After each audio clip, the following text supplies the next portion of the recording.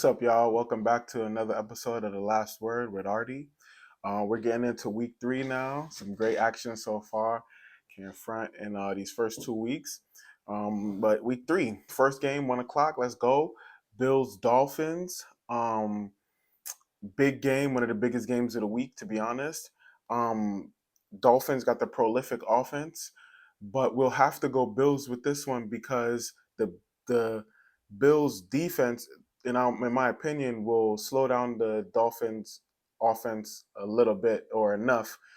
But the Dolphins defense won't be able to slow down the Bills at all. So I think the Bills, it might be a high scoring game. If anything, maybe like Bills got 30s and Dolphins in the high 20s or something. But the Bills defense will make the deciding play in the game to me, especially on the defensive line side with Von Miller and stuff like that. So I think the Bills defense makes it hard on the Dolphins offense throughout the game, especially situationally, because it's all going to come down to situational football. Situationally, in those really tight, important moments, I think the Bills defense will force 3 and outs or whatever the case is, force second and longs or whatever the case is, and get those Dolphins off the field. So we're going Bills with that first game. We're in the 1 o'clock game. Can't wait till tomorrow. Then we got the Bengals versus the Jets. This isn't as interesting because the Bengals are struggling so much, and Joe Flacco actually adds a different dynamic to the Jets, which he kind of proved last week. So it's interesting. I think that the Bengals have to win a game, so I'm going to go with the Bengals. Um, but I wouldn't be surprised if the Jets made it interesting. I'm gonna go with the Bengals. If I think about offensive lines and defensive lines, I would say that right now the Jets probably got the better offensive line. Um, but the Bengals have the better quarterback, and the quarterback is the great equalizer. So I think Joe Burrows and Jamar Chase going to have to make some plays this weekend. We'll see though. Next 1 o'clock game, Raiders Titans. Another interesting game. Battle of the 0-2 teams that are desperately needing a win, and their coaches could be in the hot seat if they don't get a win. Um, I just think that the Raiders have more than the Titans. They have a better quarterback and they have more weapons on offense. So that means more points than the Titans can muster. The Titans only have Derrick Henry. They don't have anything on offense to go with that. I don't believe in Ryan Tannehill long term. Now, if the Raiders lose this game to the Titans, Josh McDaniels and Derek Carr are going to be under fire. It's going to be crazy in Oakland. Next game, Saints Panthers. I already said we already chose that the Saints was going to win this game. I think the Panthers are starting 0-3. I think the Panthers needed to win that first game to get off to a roll and start. Then they would probably beat the Giants, and then maybe they would have lost this game and be 2-1. Instead, they lost both the first 2 games, and they're going to lose this one and end up 0-3. I think that the Panthers have a legitimate defense that stymies and slows some teams down situationally, which will play into effect against the Saints. So they might force a couple turnovers or force a couple 3 and out second and longs that don't allow the Saints to score too many points. But I think the Saints defense will fluster Baker for long enough in the game where, just like these first 2 games, he hasn't played well in the first half or the first 3 quarters, and he wants to come alive in the fourth quarter or when it really doesn't matter. Um, I think the Saints defense could force him into a situation like that, or just overall like turnovers or getting pressure on the quarterback. I think the Panthers end up losing this one, and the Saints take it. So yeah, Saints over Panthers in this one. We'll see how it goes though. Next game, another interesting game would be the Patriots versus the Ravens. So really interesting game here. The Patriots coming off the win, the Ravens coming off that weird loss to the Dolphins. Um, it's just that, you know, with the way that the Ravens defense played, it's like, could Mac Jones like throw a party? Like depending on the scheme that Bill Belichick schemes up for him, could he throw a party? And then could the Patriots defense stymie the Ravens a little bit? But I'm gonna have to go with the overall better team and better quarterback. So I'm gonna go with the Ravens. Last week I went with the better coach, and earlier this week I went with the better coach and Mike Tomlin. And they just the quarterbacks and the teams and the actual players on the field matter much more than the coaching in a lot of cases. So this case is a really great quarterback versus a great coach and a mediocre quarterback. So I'm just going to go with the quarterback. Ravens over Patriots in this one. Now, one of the most interesting games of the weekend, Lions versus Vikings. Lions, a team who scored 30 plus points in each of the first 2 weeks. Now, people aren't talking about the Lions and have them under the radar, but for a team to score 35 one week, 36 the next week, and get a dub in the process, one of those games they actually won, then you look at the other team they're facing. How good is their defense? Okay, and how good is their offense? Well, the Lions, the team they're facing is the Vikings. The Vikings are supposed to have a good offense, but last week they were only able to put up one touchdown, which means that for the first two games we have a high and we have a low. So we're already not consistent in terms of the offense from the Vikings. The Lions, on the other hand, we're consistent offensively. 30 plus points is pretty consistent in terms of point production in both weeks. So at least we could at least expect the Lions to score 23 points, 25 points, I would say, when they scored 30 in both of their first two games, especially since they scored 30 against the Washington Commanders defense, and they're going against the Vikings defense, which isn't as good as the Washington Commanders defense, especially they weren't that good last week and they weren't that good their first week.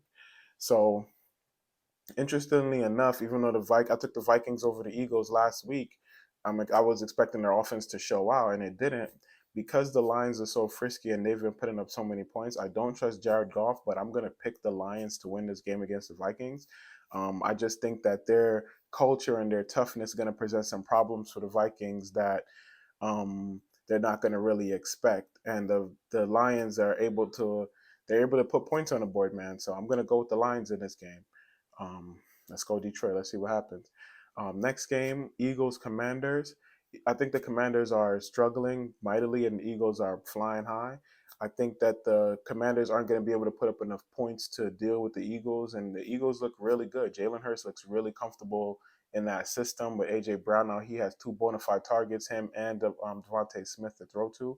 So the Eagles' offense is going to be too much for the Commanders. The Commanders aren't going to be able to put up enough points consistently throughout the game. You know, Wentz he takes like breaks mid game in terms of his consistency and accuracy. So we'll go with the Eagles in that one. So we'll see how that one shapes up. Now Chiefs Colts. So I recently made a video talking about how I think that the Chiefs defense might end up showing out throughout the season. The Chiefs defense will do a good job on the Colts this game, but I don't think anyone will talk about the Chiefs defense in any glowing light because the Colts were just shut out by the Jaguars. So the Chiefs probably won't shut them out. I mean, maybe they will, depending on how bad the Colts offense really is. But the Chiefs, I think, will dominate them. The Colts are a really bad team. I don't know how many games the Colts can actually win this year with that offense that they have. I don't know how many points they're going to be able to put up consistently. And I think the Chiefs do have a significant defense that might cause them some problems, be able to get some pressure on Matt Ryan. So I'm picking Chiefs to win big in this game. Big. I think the Chiefs are going to really blow them out. The Colts are a really bad team. Next 1 o'clock game, still in the 1 o'clock slot here, is Texans Bears. This is an interesting one. Two young quarterbacks, really mediocrely kind of ran franchises, not greatly run by either franchise, in my opinion. We'll go with the Bears. They have the better quarterback in my eyes. The quarterback is the great equalizer. So if we're struggling with points, that the Bears to me have the better quarterback and the better defense. So I'll go with Bears in that one. Justin Fields should definitely win this game. You played against Aaron Rodgers for the season already. You played against the 49ers defense and that culture already for the season. You should have enough. And this is your second full year starting. You should have enough to beat the Texans. But we'll see. Jaguars Chargers. Very interesting game because of how well the Jaguars played last week. And, this is a week to week basis, though, week to week deal here. Can't base what's going to happen this week on what happened last week. The Chargers lost to the Chiefs last week, but they showed exceptional defense. And that defense might be a bit much for the Jaguars, who are not there yet, but up and coming. Now, with Doug Peterson as their coach, they could be prepared for it. They could be, but the team is still pretty young. I think the Chargers are just a little bit above them in terms of if we were doing tiers and rankings. I think the Chargers, not a little bit above them. The Chargers are definitely top 3 in the whole league, so they're a lot above them. But I think this game, though, will be closer than people expect because I think the Jaguars are on their way. So I think this game will be and they coming off a win against the Colts where they might have gotten some confidence. The defense might have some confidence.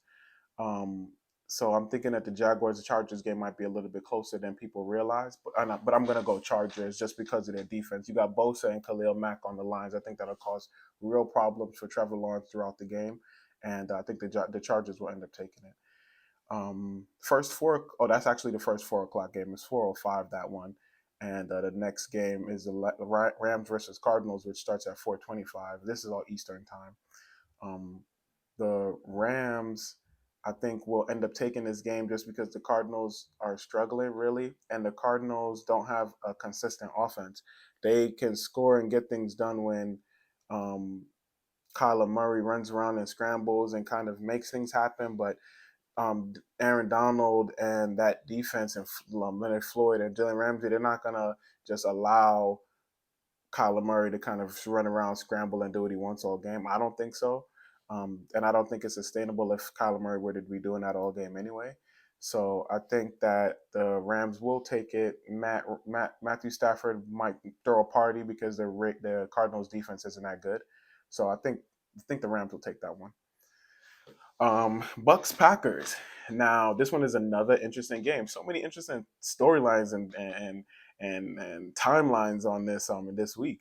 This is a 4:25 game, but I just think the Packers, they don't have anything on offense, right? You got Aaron Rodgers, then you got Randall Cobb, and you got Tunyon, the tight end, and you got Aaron Jones, um, the running back. Now Aaron Jones is the lifeblood of the team right now. His ability to run the ball saved the team, but you're not going to be able to run. So then, when the Bucks take that away, and and the Bucks don't necessarily double Tunyon, but they put like Devin White on Tunyon, then and they put Dean on Randall Cobb, then who is Aaron Rodgers going to throw the ball to? Is he going to throw the ball to Watson, the rookie? Who is Aaron Rodgers throwing the ball to tomorrow? That's really the question. Jones not going to be able to just run the ball every time. You double team Tunyon. You put Dean. Even if you don't double team Tunyon, you put White on Tunyon or Dean on Tunyon, and you put one of those two other ones on Cobb, and then just zone the rest of these guys. I think the Packers are going to struggle a lot. I think that the Buccaneers are going to have the ball most of the time.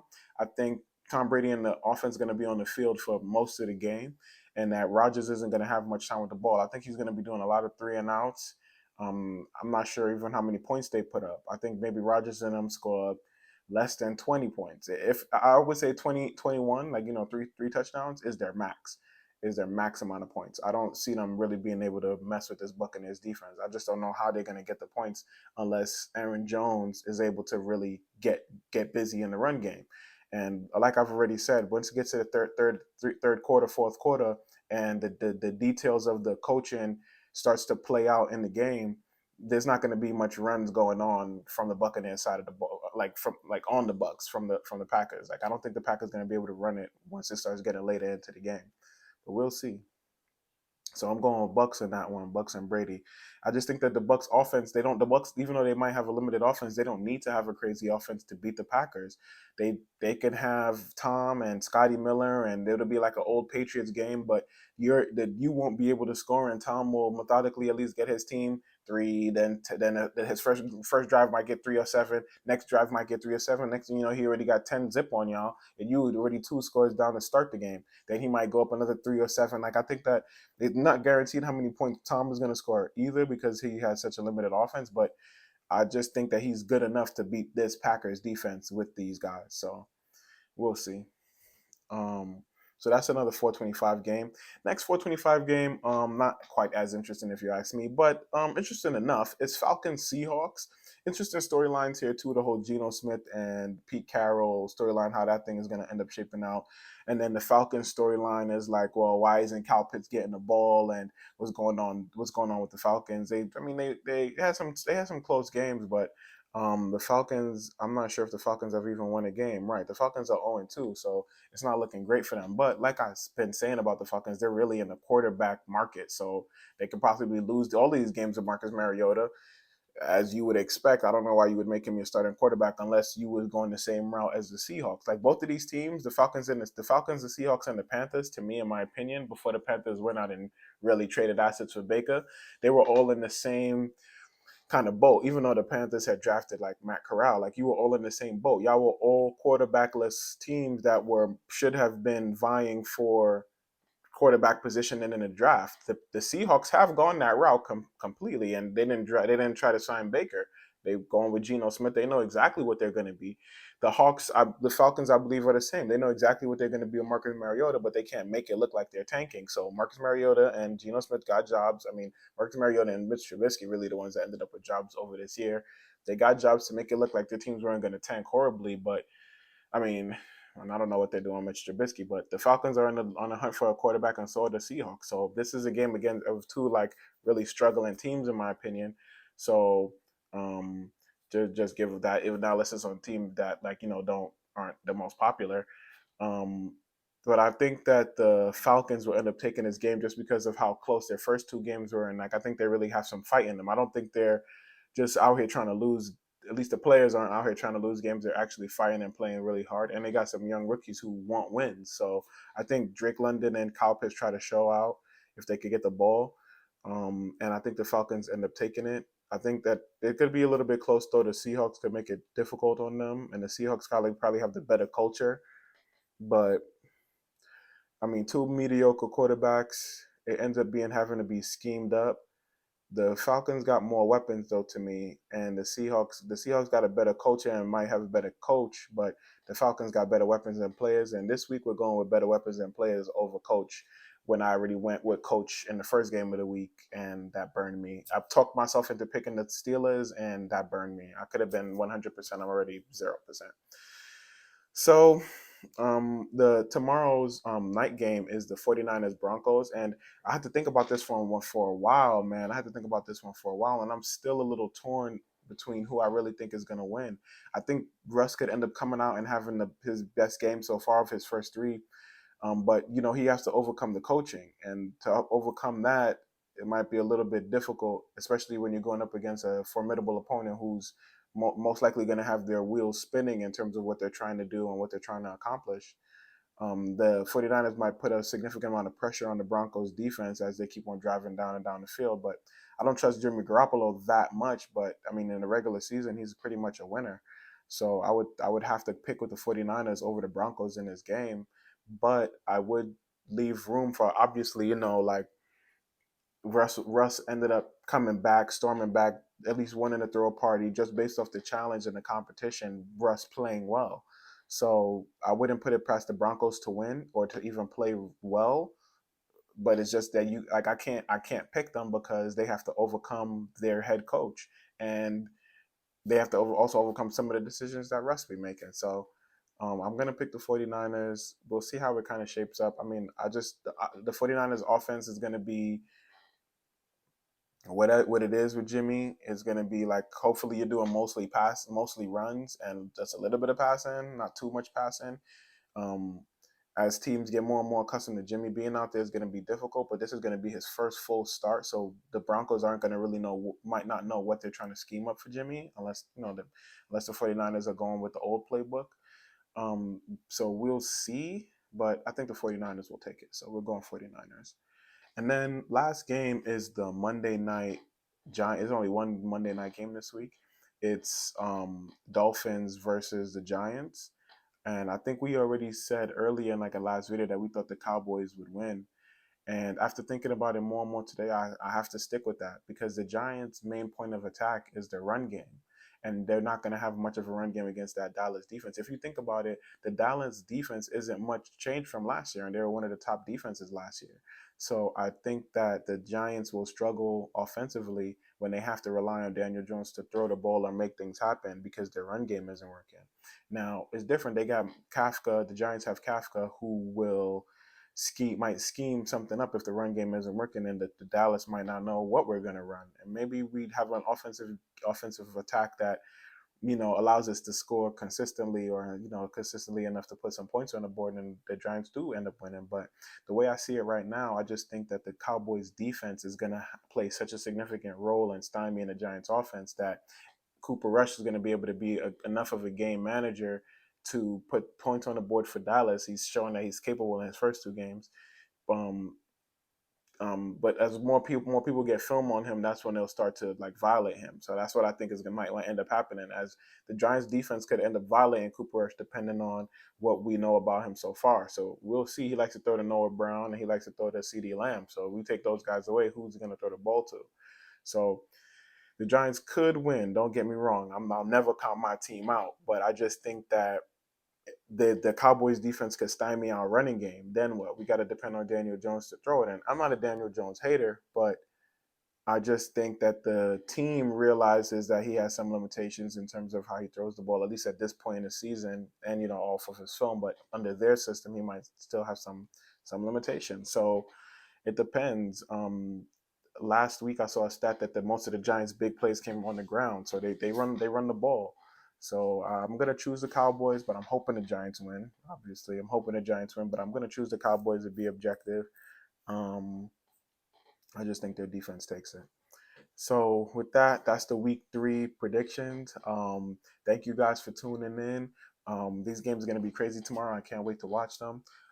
Thank you again. Have a great night. You could have been anywhere in the world, but you were here with me, and I really appreciate that. Peace.